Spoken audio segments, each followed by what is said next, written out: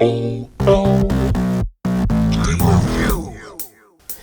what up y'all? IntraVenus here, back with another episode of P.O.L Game Review, and today I want to talk about the Game Boy that I made and why I made this. You see, last time I played Game Boy games on my emulation device was on my Anbernic RG353V, and I got that before my most recent 405. And if you don't know about that, we'll check out some of my other videos. I am going to do an Anbernic video, but this is about the Game Boy, and I digress. Playing on emulation lacks this nostalgic feel, and that feel is because of the shape and the image and the way it feels in my hands, because I grew up at a time where the first Pokemon games were red and blue, and I was in the 6th grade, and I needed to get a hold of a Game Boy so I could play them like everybody else. And I beat Pokemon Red on a Game Boy DMG.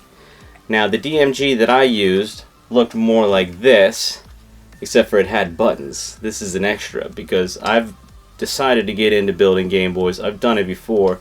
I decided to build this for myself, though, because I wanted to play Game Boy games the way that I played them back in the day, with a boost, but not that big of a boost. So, I decided to make my own Game Boy. And this is my Game Boy DMG that I installed an IPS fully lit screen with multicolor options. It's got upgraded audio. It's got an EverDrive. So the EverDrive lets you put as many games as you can fit onto a micro SD card. You pop that in the top, pop that in your Game Boy, bam, you have every Game Boy game that's ever been made on your Game Boy. You never have to change the cartridge. That's awesome. Now that's getting the best of both worlds. So you'll see that I spent some time on this. There was a little soldering involved, though that's mainly because I decided to do the audio mod. First off, the audio mod is because when you turn up the volume, even it turned down all the way actually, with an IPS screen installed here, you get this buzzing sound because of the power that comes through the IPS screen. Well, installing this audio mod removes that buzzing, gives you nice, crisp, clear audio. It's really nice. You can turn it up all the way. Do you hear any buzzing? Nope, you just hear that lovely cling, and that's all I wanted to hear along with the game audio. So now I can play Pokemon Red all over again if I want to, or the other ones. Hell, maybe I'll do Pokemon Yellow, because that one came out kind of after I did the Pokemon thing. But I can also play Zelda. I can play every Game Boy game with this nostalgic feel of a Game Boy in my hand. And that's why maybe you should get a Game Boy or build your own in 2024. Now, I don't really recommend getting the original model.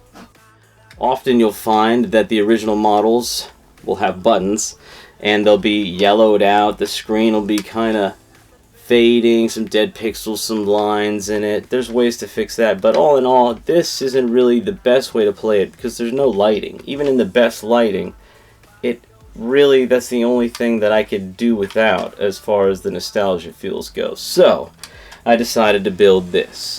And along with this EverDrive, I've gone ahead and installed, well rather just placed in, these USB rechargeable batteries from P.O.L Blue. Now, these are really cool, and they're shaped just like regular batteries, but they have a little tiny USB-C port on the side, right there, if you could see that. And with that, you get a really long battery life without having to do a rechargeable battery mod. Now usually that takes an extra additional casing investment. You gotta buy the right custom back, and usually it doesn't fit.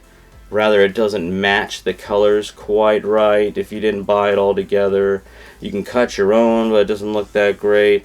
All in all, generally, it's not made for like a cell phone rechargeable battery. You don't have to go through all of that. You can just do these, and I recommend it. The P.O.L Blue batteries are the way to go, honestly. I'm sure there are other brands that do it too. Heck, it's good for the environment. You don't want to be throwing away all these batteries. You know how much power these babies eat up.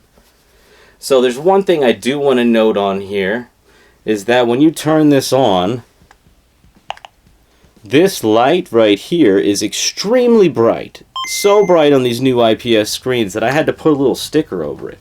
I thought about going in and desoldering the light bulb, or maybe soldering in a less powerful bulb, but I really didn't want to pop this open again. I've popped it open so many times, straightening the screen and doing the audio mod a couple different times, because doing the audio mod is something that is a pain in the butt the first way I did it, which is this. Doing some research online, I found on Reddit that there is a way to get rid of the hiss that comes along with installing an IPS screen on a DMG, and that's to install a capacitor onto this, which is like the audio part of the Game Boy. And I did that, and the problem is that it's really hard to get this to fit right together. And I left the legs on there really long, as you can see here, though I'll get some other close-ups.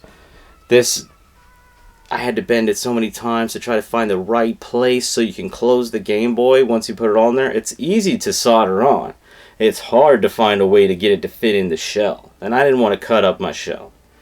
So I decided to do that anyways, and eventually I found a better way, and that's something I found on AliExpress actually.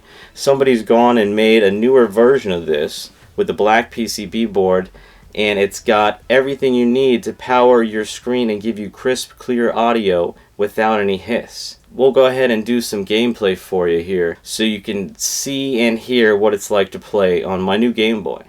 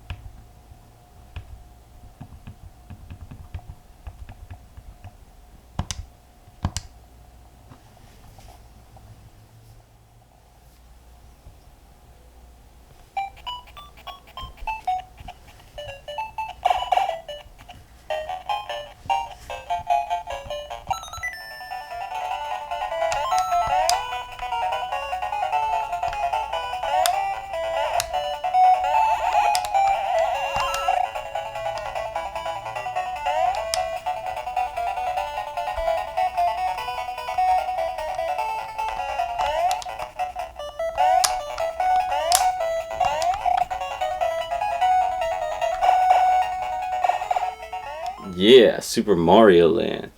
Now there is one thing to note about that hissing noise that I said. It can be a buzz, you might say, and you will find that in certain ROMs if you're using an EverDrive. It has nothing to do with the Game Boy itself at this point if you do the audio mod.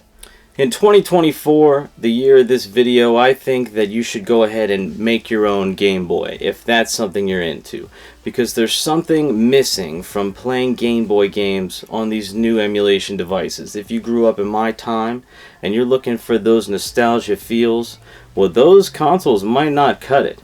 This is the way to go, and it's fun to build one because it's like doing a model or making some Legos. It's really cool. Hell, you might learn something. Anyways, I hope you all enjoyed this video. Please hit the like and subscribe button. It really helps me out. And I'll catch you on the next one. Peace out. Well, that was just childhood. We were all there together, and in denial would play like it was forever. And in the tall woods, we'd stay out of the weather like it was all good. Every day we made it for pleasure. We were saying whatever.